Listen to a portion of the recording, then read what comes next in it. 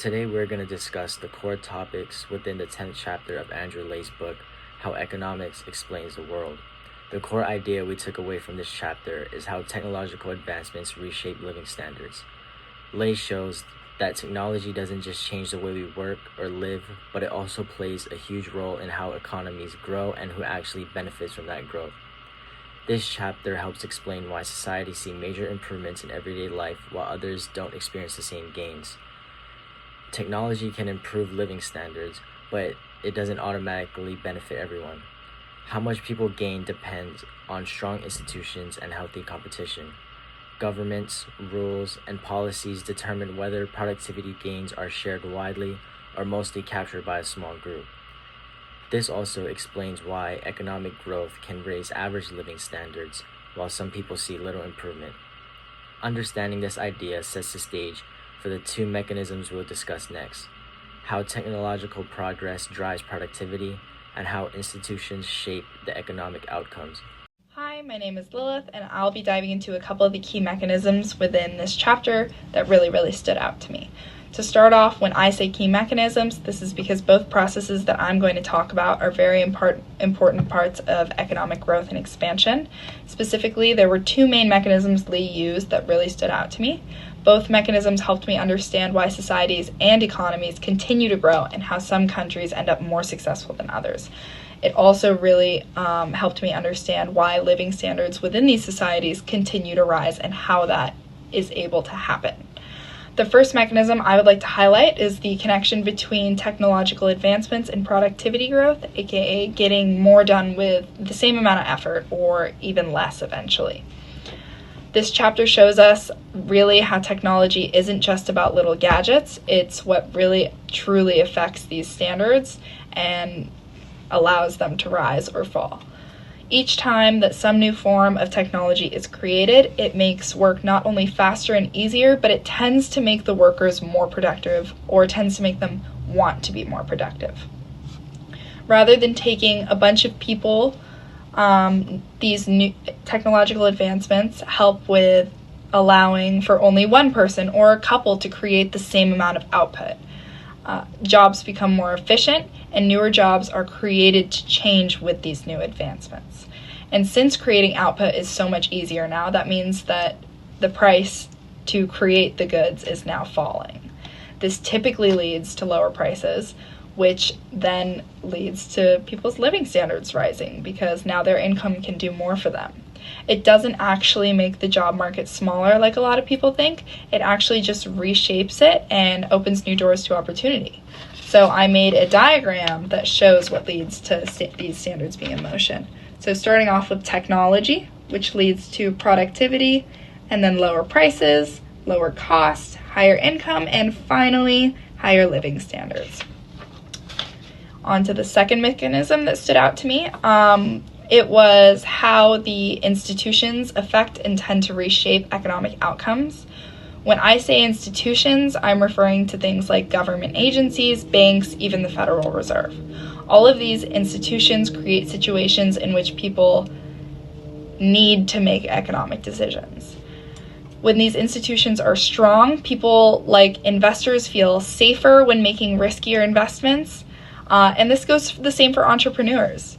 On the other hand, when these institutions are weak, whether that's because of corruption within the government or because of unprotected property rights, people tend to avoid things like investing. Nobody wants to invest in something or start a business or anything like that when the economic state of the world is poorer.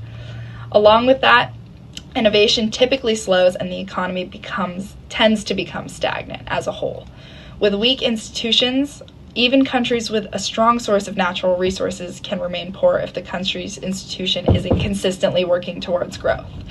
For this mechanism, I also made a diagram to show how these institutions affect living standards, starting with stable institutions, which leads to innovation, and then growth, and then higher living standards. Even the opposite would be true for this kind of diagram, or specifically for this diagram, the opposite would be true. If you were to start with weak institutions, which would lead to low investments, followed by no growth, and that would result in consistent poverty. Together, both of these mechanisms, technology driving productivity and institutions shaping long-run outcomes, form the core ideas of the 10th chapter. They not only help explain historical economic patterns, but even things our country is facing today. This is why learning our world's economic history is so important. We want to study those losses, notice those patterns, and create change for a better future. Those are the key mechanisms. One of my personal favorite examples of technological advancement reshaping living standards in society is the advancement of agricultural technology. For most of human history, life was revolved around agriculture. A majority of people worked in agriculture purely out of necessity. During this time, farming was very labor intensive and barely produced enough food to feed a community. Living standards were very low during this time as a direct result of this limited agricultural productivity. However, this way of farming would soon see a very dramatic change with new technological advancement, and those changes reshape living standards around the world. One of the biggest technological shifts in agriculture was mechanization. With the introduction of new machines, such as tractors and mechanical harvesters, also paired with new irrigation systems and fertilizers, drastically improve agricultural production. These technologies didn't just make farming easier, they fundamentally changed how much food could be produced and how much labor was needed. With this advancement, farmers can grow more food on the same amount of land with fewer workers and better reliability. Agricultural technology increased the output per worker. When one farmer can produce food for many people, the entire economic structure of society will change. With increased food production per person, families could spend less of their income on survival and more on improving their quality of life. Another effect of agricultural technology was its impact on labor allocation in society. With fewer people focused on agriculture, societies can focus more time and resources into other economic activities. Not only did agricultural technology change farming, it also spilled over into other aspects of the economy.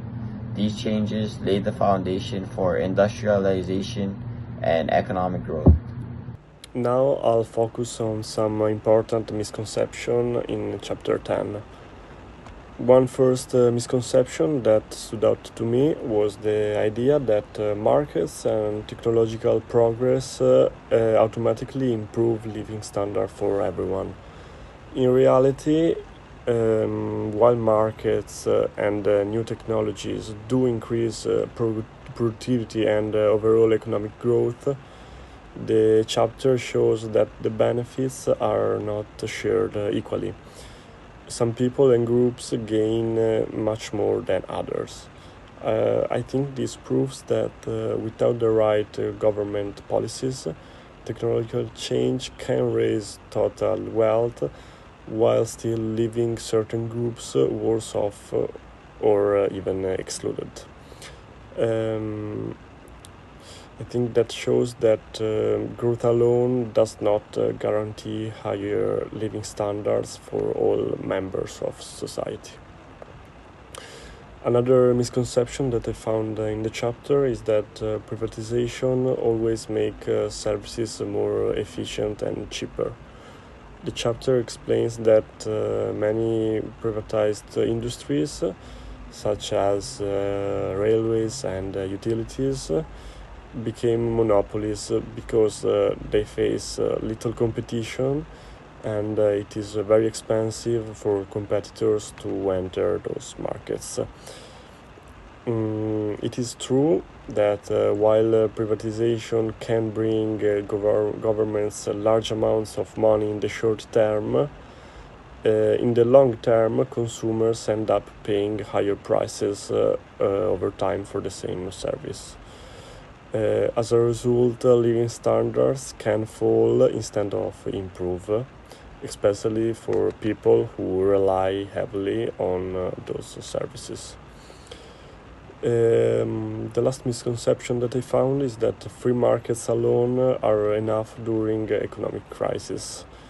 The chapter shows that there were economists like Milton Friedman who argued for limited government intervention, but in reality, government steps in during recession using spending and tax policies. They do this to support incomes, reduce unemployment, and protect living standards in general. Without this intervention, economic downturns would cause greater hardship for many people. Overall, I would say that Chapter 10 shows that while technology and markets can greatly improve living standards, they only do so effectively when supported by good policies that protect people during economic change. To wrap up, there are three main takeaways from this chapter. First, competition protects consumers. Most firms try to avoid competition to increase profits, but society benefits when competition is enforced. Competitive markets lead to lower prices, better products, and continued innovation, which improves living standards. For example, industries like airlines or utilities show how less competition can really hurt consumers. Second, institutions matter more than resources. Technology can raise productivity, but government policies and economic institutions decide who actually benefits. That's why countries with similar technology can have very different outcomes. Strong legal systems and stable governments can help turn innovation into shared growth. Finally, economic growth isn't shared equally. Technology can raise overall income, but without policies on how to distribute gains, some groups benefit much more than others. That's why inequality can grow even as average living standards rise. Overall, the key lesson from this chapter is that markets work best when competition is protected and technology is guided by strong institutions so everyone can benefit.